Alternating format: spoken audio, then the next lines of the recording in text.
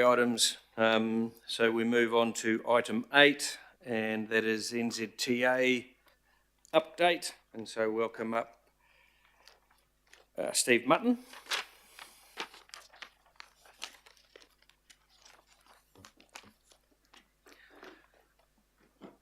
Hand over to you, Steve. Great to see you here. Thank you, Chair. It's always good to be here, and I'd just like to introduce to you Rachel Heron. Rachel's the Principal Advisor at the Comms and Engagement team in our Auckland and Northland office.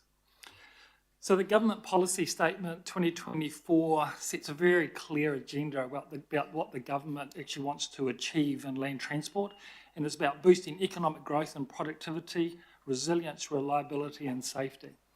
And with a record investment in Auckland of $8.4 billion over the next 3 years, there's certainly a lot to do, but we need to also celebrate the benefits from those projects that have recently been completed.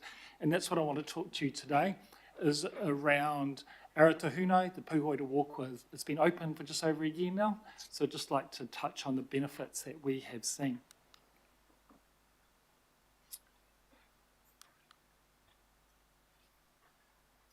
So Aratahuno Pūhoi to Walk With motorway, it's a crucial 18.5 kilometre route that significantly enhances the connection between Auckland and Northland. The state-of-the-art motorway was opened on a very wet day in June last year in 2023, and it's designed to provide that efficient, safe and resilient route for both people and freight. It's the second motorway in New Zealand to be built under a public-private partnership, and it's now been managed under the NX2 group for maintaining and operating the road for the next 25 years. It's not going to go back. Can you try and go back? Sorry, I need to go back a few slides, sorry. So the feedback from customers have been absolutely overwhelming. It's been really positive, 86% of users expressing their satisfaction with trips, and a notable 60% of users feel extremely safe on the road, and attributing any feelings of unsafety to the behaviour of other drivers rather than the road itself. Over half of the journeys on the motorway are for social visits, day trips or commutes, and residents living along the Old State Highway 1 have reported less waiting times to get in and out of their driveways, and they feel much safer with fewer vehicles, including the freight that's not on that road anymore. So just looking at the traffic demand at 3 particular locations, at Johnson Hills Tunnel, so the average daily traffic, the ADT, has increased by 2,500 over the year, and that's reflecting the population growth in North Auckland.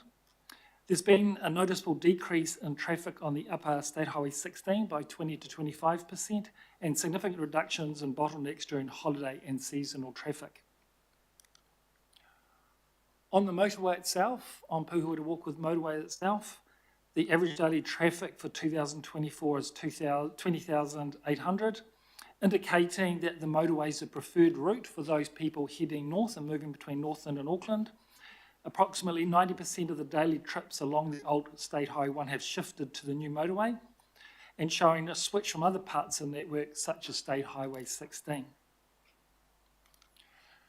In terms of the Old State Highway 1, the average daily traffic has significantly decreased down to 9,200 in 2024, and its main purpose now is maintaining that local activity and reducing bottlenecks during that peak traffic times. So what we're seeing in terms of the travel time benefit is that the motorway has resulted in significantly shorter travel times for both northbound and southbound trips between Pūhoi and Walk With.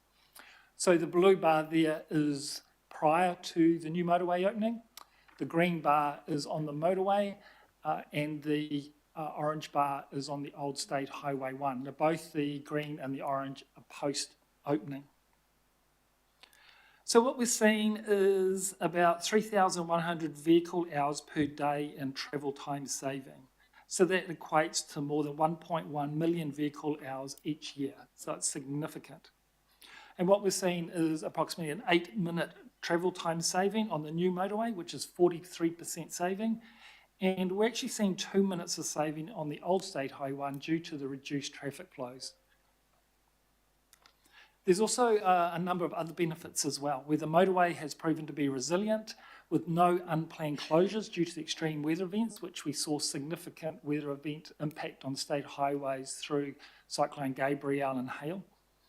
There's been a significant reduction in heavy vehicles on the Old State Highway 1, from 1,500 heavy vehicles per day to just 360, and that's resulted in a much more consistent and predictable freight journey, which is critical for that freight connection from Northland to Auckland.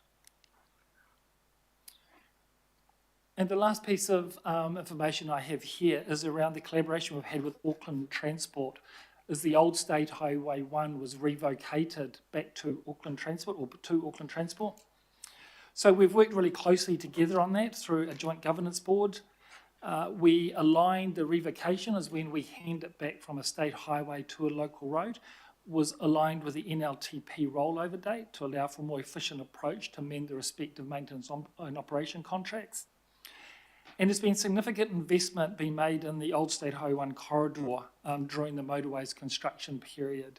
And NZTA has invested $6 million into the Old State Highway to bring it up to the fit-for-purpose state for Auckland Transport. So thank you, Chair. I'll hand it back to you for questions. Thank you, Steve. Questions? Greg?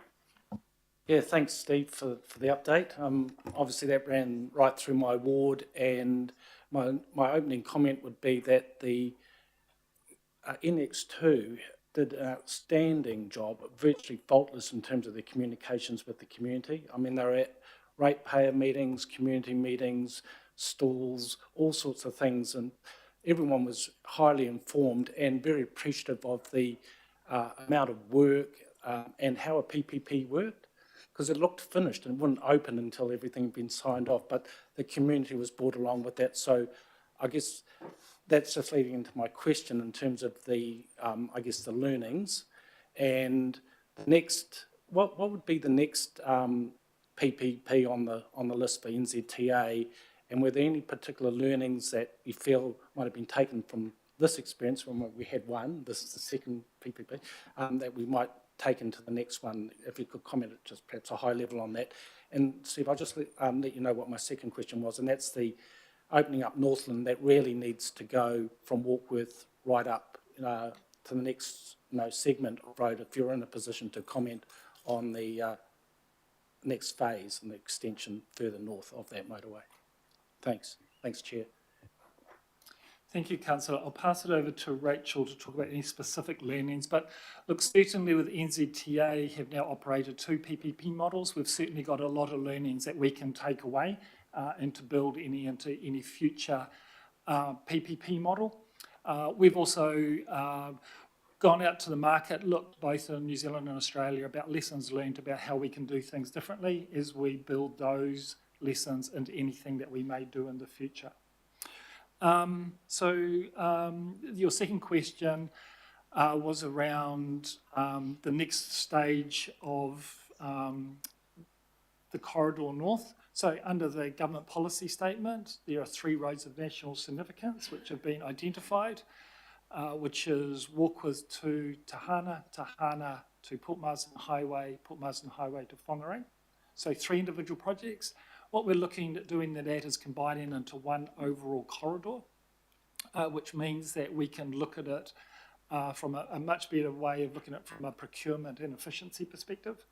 And we're currently going through work in terms of getting stage 1 implemented as quickly as possible, which is Warkworth to Tahana.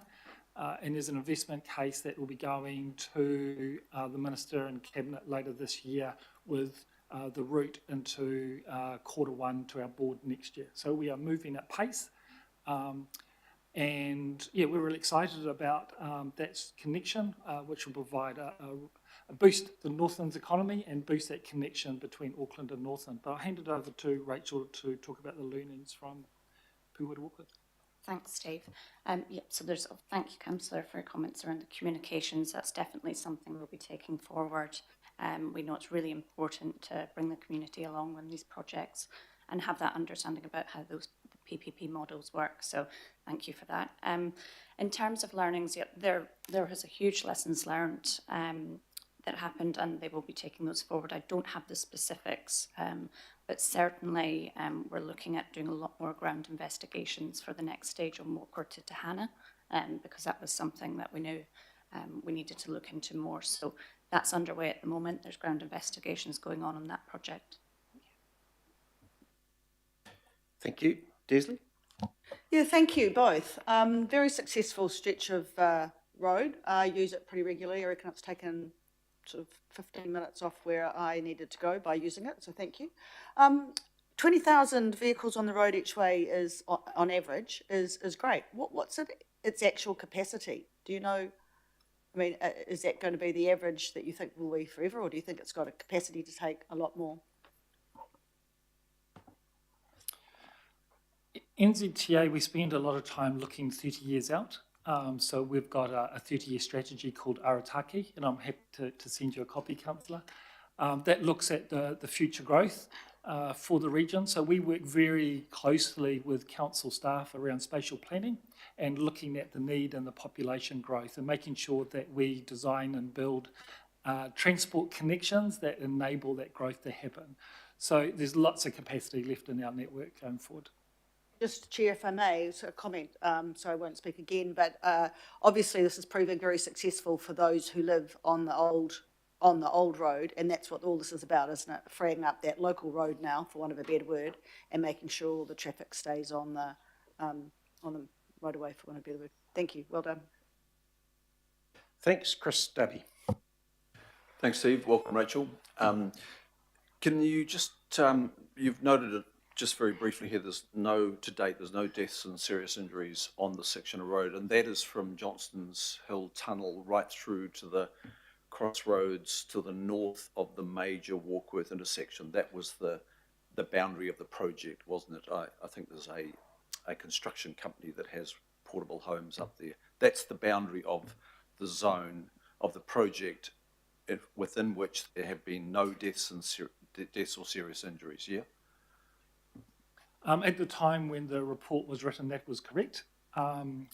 Rachel and I have just been advised there was a serious injury of a pedestrian that walked onto the motorway just recently and was injured. So there's, I guess, one serious injury due to a pedestrian walking onto the motorway. Right, and I think we may have had, unfortunately, a fatality on the revoked route of recent. Can you tell me, there is a discussion at government about increasing the speed on this road. I know it's a discussion at this time to 110 kilometres an hour, I think. Can you tell me what process is undertaken by Waka Kotahi to help inform whoever might make this decision to maintain the speed at 100 kilometres an hour or increase it to 110? I understand that you look at, the record of the road, etc. But can you outline what the process is from the Waka Kotahi viewpoint to ensure that a robust evidence-based decision eventuates? Yeah, thank you for your question. Look, it's really important that NZTA provides a safe and resilient and reliable state highway network. So safety is a very big focus of ours. Whenever we look at a section of highway to modify the speed particularly up, one of the processes is around going out to consultation to get the feedback from the community, and that has just been done. It's just closed recently. That information will then go to the NZTA board, who will then make a decision and make a recommendation through to the minister. As part of that board paper, there is a lot of technical advice around the design of the section of state highway that's been considered for a speed change.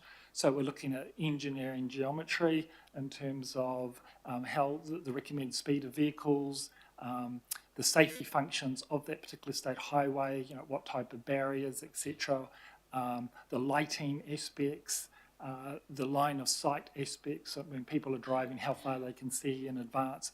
So there's all these technical parameters that are considered when considering that. So that process will go through to, as I say, in a board paper, which will provide a recommendation to our board. One last one, Chair. When this road was being designed by all the various inputs, many different categories of engineer, I'm sure, and others. What was the design speed for the road? What speed was being anticipated when everything that went into that design and then the construction was being thought about?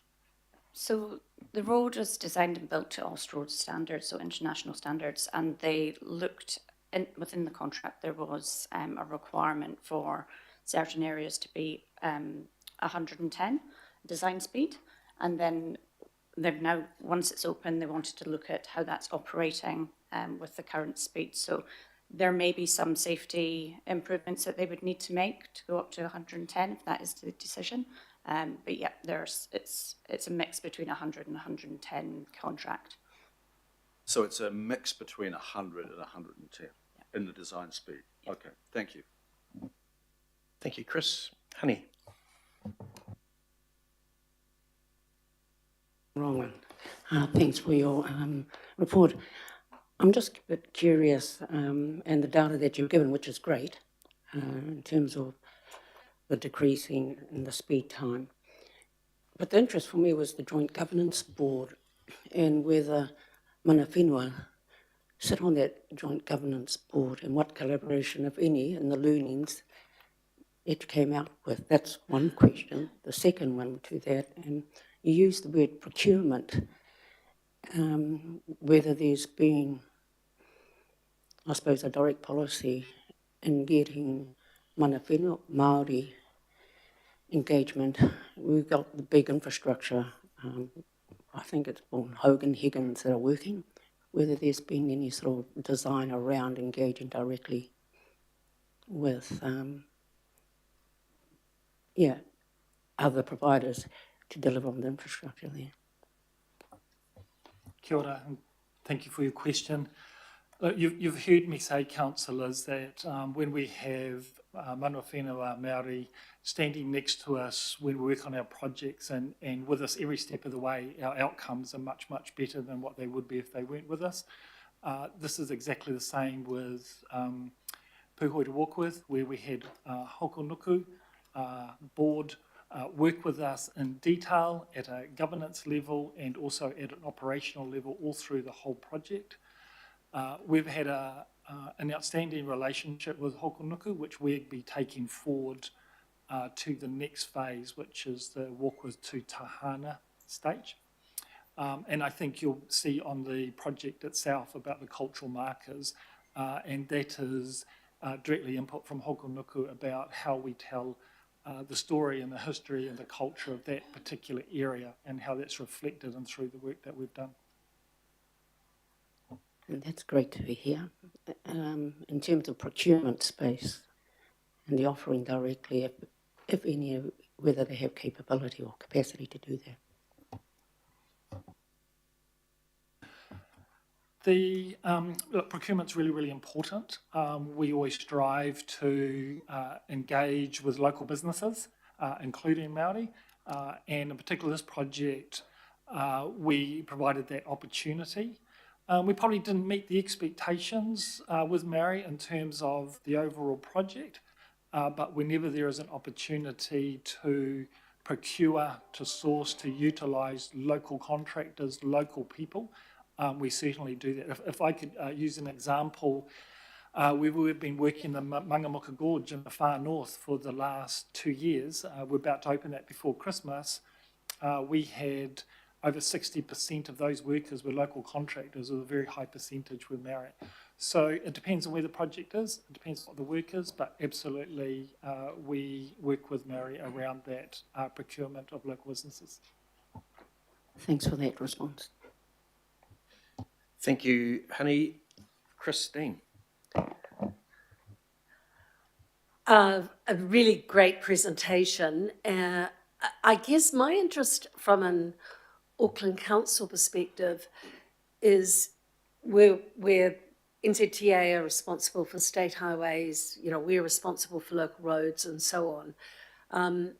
The assumptions that underpin the way in which revocation of a state highway and the agreements therein, maybe it's a question for Auckland Transport, but going forward, the responsibility for these carriageways becomes that of Auckland Transport.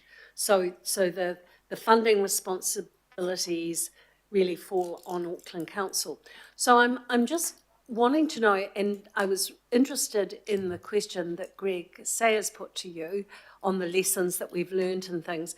In terms of the negotiation that takes place between NZTA and Auckland Transport before the revocation of the previous state highway, what can we understand in terms of the standard of that corridor?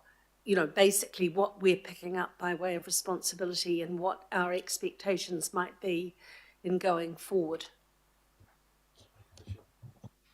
Yes, thank you for your question, Councillor. NZTA has a really good working relationship with Auckland Transport, and our technical teams work very closely with Murray Burt's technical teams in terms of looking at any particular state highway that what we call being revoked back to a local road. So if we build a new state highway, NZTA is responsible for the maintenance and operations of a state highway. We then revoke the other old state highway back to a local road. Within your National Land Transport Plan, when Auckland Transport puts their bid in for funding, there is a percentage in there that is allocated for new assets or growth of assets. So in this particular NLTP, there was a percentage allocated and funding was allocated to that, which would cover the extension of the local road network, which includes this. So, and what it means is, as part of the negotiation of the revocation process, we will work with AT around their standards and make sure that when we hand the road over, that the old state highway meets the current standards of the Auckland Transport Network. And that's why NZTA, the government, invested $6 million into this old state highway to meet the needs of the Auckland Transport standards.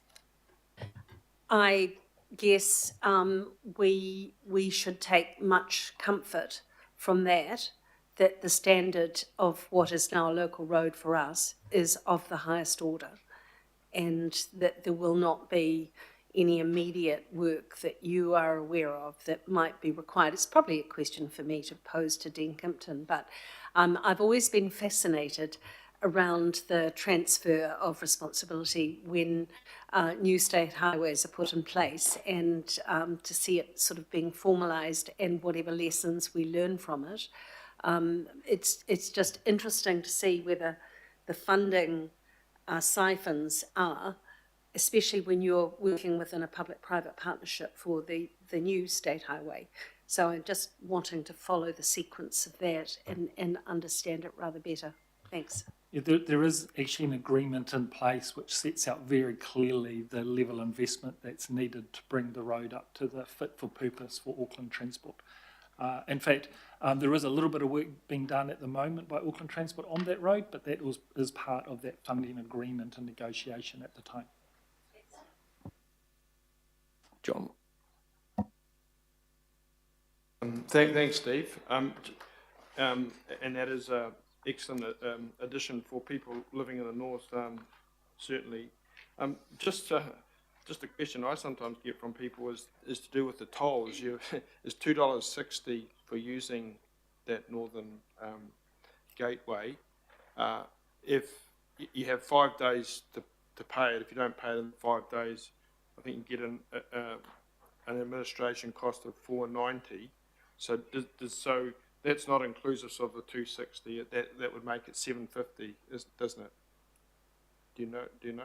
Well, okay. It adds the penalty fee. Yeah. So I'm just every time I usually take the alternative route because my Scottish heritage just keeps getting pulled over to Waiwea. I can't do anything about it. But I do hear anecdotally from people that that forget to pay. Does NZTA have any statistics on the number of people who get that penalty payment essentially then? Because obviously, you know, that's something people would look to avoid, particularly at the moment with high costs and everything. The last thing they want is, you know, forgetting to pay. Do we have any stats on the number of people who then actually don't pay within that 5-day period and get hit with that penalty payment? Councillor, I'm not sure off the top of my head. I imagine we would do, but I'll certainly have a look and come back to you. Yeah. I think what's really important is NZTA is looking at ways that we can make it easier for people to connect with us. And if you haven't already, I encourage you to download our app, our new app, which we've provided, where people can get reminders about their warrant of fitness, their car registration, their tolling. You can pay tolling on your phone with the app. So I'll send the link around to you. I encourage you to install it. It's an easy way of accessing NZTA systems as well. We're looking at growing that app. Maybe one day it'll have driver licenses, etc. in it. So it's certainly something we're excited about using our digital platform to connect better with customers. And I guess the obvious other point to emphasise is that although there is a theoretical non-payment from